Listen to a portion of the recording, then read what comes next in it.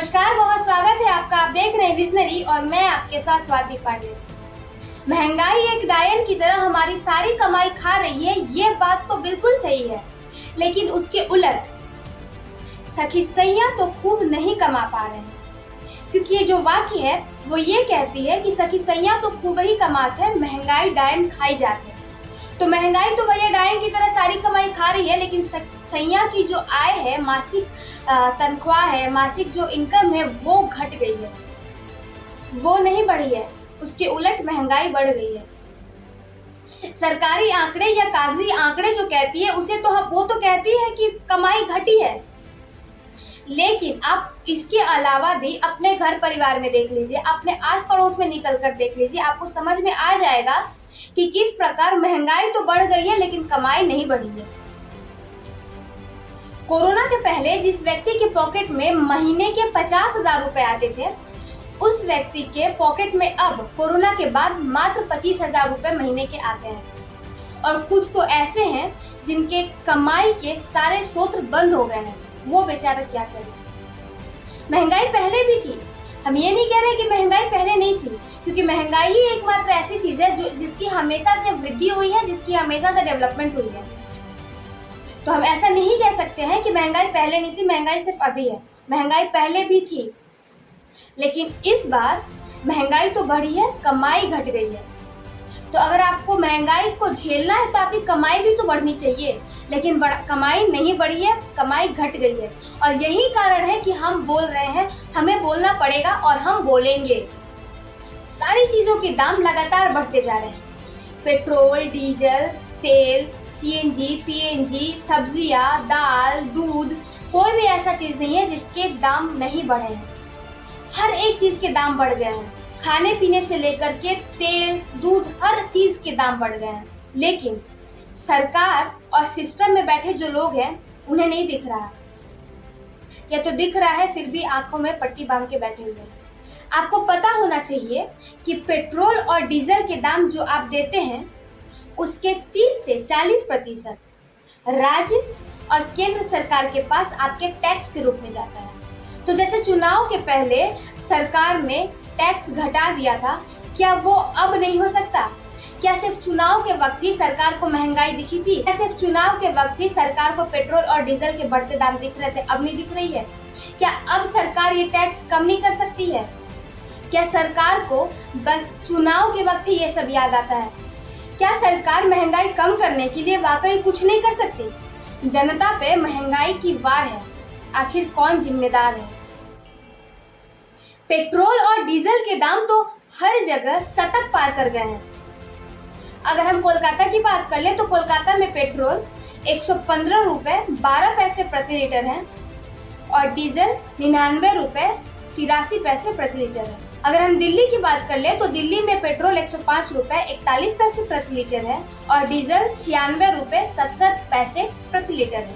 अगर हम लखनऊ की बात कर ले तो लखनऊ में पेट्रोल 105 रुपए 25 पैसे प्रति लीटर है और डीजल 96 रुपए 83 पैसे प्रति लीटर है। वही अगर हम चेन्नई की बात कर ले तो चेन्नई में पेट्रोल 110 रुपए 85 पैसे प्रति लीटर है और डीजल 100 रुपए 94 पैसे प्रति लीटर है। अगर हम मुंबई की बात कर लें तो मुंबई में पेट्रोल 120 रुपए 91 पैसे प्रति लीटर है और डीजल 104 रुपए 77 पैसे प्रति लीटर है। अगर हम पटना को देख लें तो पटना में पेट्रोल 116 रुपए 66 पैसे प्रति लीटर है और डीजल 101 रुपए 6 पैसे प्रति लीटर है। तो आप देखिए, ये मैंने कुछ चुनिंदा राज्यों की बात कही है कि कुछ चुनिंदा राज्यों में पेट्रोल ने तो शतक पुरा दिया है, डीजल भी मुंबई में, चेन्नई में और पटना में डीजल ने भी अपना शतक पुरा दिया है। अब धीरे धीरे और राज्यों में भी वो अपना शतक पुराएगा। पेट्रोल की दाम तो हो गई, अब हम हरी सब्जियों की बात कर लेते हैं। हरी सब्जियां भी कुछ 10 से 20 दिनों में 2.5 से 3 गुना ज्यादा बढ़ी है। हरी सब्जियों के दाम 2.5 से 3 गुना ज्यादा बढ़े हैं। उसमें नींबू की तो बात ही मत करिए, क्योंकि आज की परिस्थिति ऐसी बन रही है जहां नींबू को निचोड़ना हर किसी के बस की बात नहीं है। लेकिन आम आदमी को निचोड़ना बड़ा आसान है। आम आदमी को जो चाहे, जब चाहे, जैसे चाहे निचोड़ लेता है और वो बेचारा चू तक नहीं करता। क्योंकि बोले भी किसे, सुनेगा भी कौन। तेल के दाम तो ऐसे बढ़ रहे हैं जैसे तेल के कंपनियों को खुला छूट मिल गया है कि जाओ भैया, जनता ही तो है, ऐंठ लो पैसे, जितने पैसे ऐंठने, कर दो महंगा। कहीं कहीं पेट्रोल के दाम ऐसे बढ़ रहे हैं जैसे लग रहा है कि वो दिन दूर नहीं कि पेट्रोल के दाम अब 150 रुपए प्रति लीटर हो जाएंगे। फरवरी में जब रसिया और यूक्रेन का युद्ध शुरू हुआ तभी ये अंदाजा लगा दिया गया था, ये तय माना गया था कि तेल के दाम बढ़ेंगे।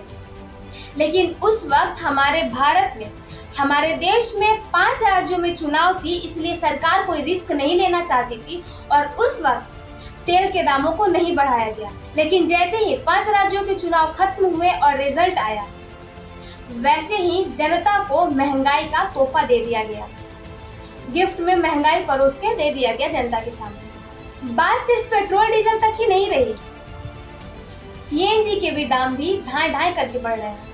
अब मैं आपको कुछ चुनिंदा राज्यों के सीएनजी के दाम बता देती हूँ। दिल्ली में सीएनजी के दाम 59 रुपए 11 पैसे है, मुंबई में 63 रुपए 50 पैसे है, लखनऊ में 68 रुपए 10 पैसे, चेन्नई में 73 रुपए 17 पैसे है। तो वहीं अगर कोलकाता की बात कर ले तो कोलकाता में 74 रुपए 83 पैसे है सीएनजी के दाम। अब सीएनजी के दाम भी शतक पुराने के रास्ते पे चल दिए हैं। सीएनजी के दाम बढ़ने के कारण उन लोगों के जेब ढीले हो रहे हैं जो रोजाना कैब से ट्रैवल करते हैं। जो सड़क पे कैब से सफर करते हैं उनके जेब अब सीएनजी के दाम बढ़ने के कारण ढीले हो रहे हैं।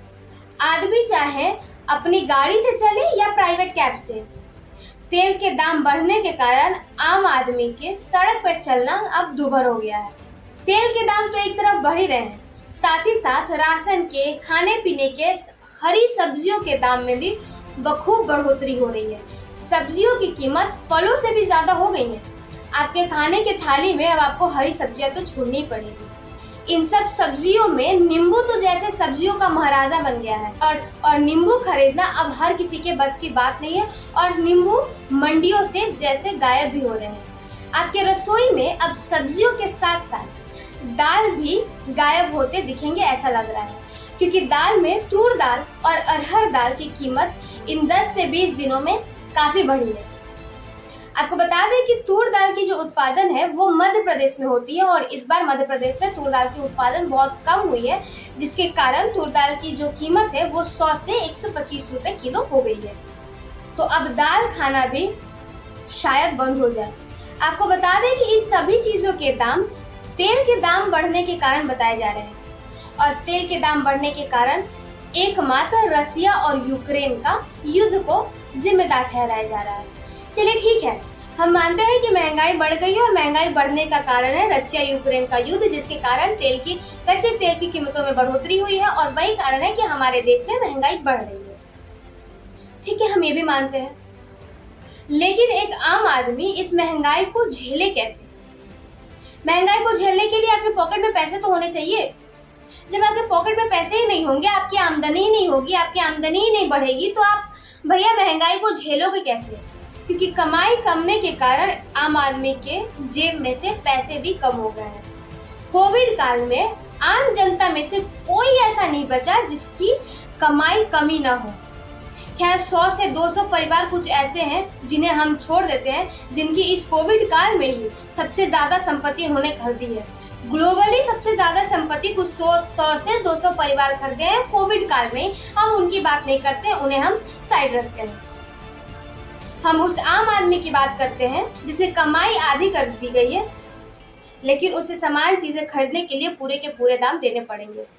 लेकिन बात जब भारत के एक आम नागरिक की, आम जनता की होती है, तो उसे ये फिस्कल डेफिशिएट होना, जीडीपी, जीएसटी, वैट और पता नहीं कैसे कैसे टैक्स, फलाना ढिमकाना, ये सब उस व्यक्ति को समझ नहीं आएगा जो राशन के दुकान पे खड़ा होकर राशन उठाता है।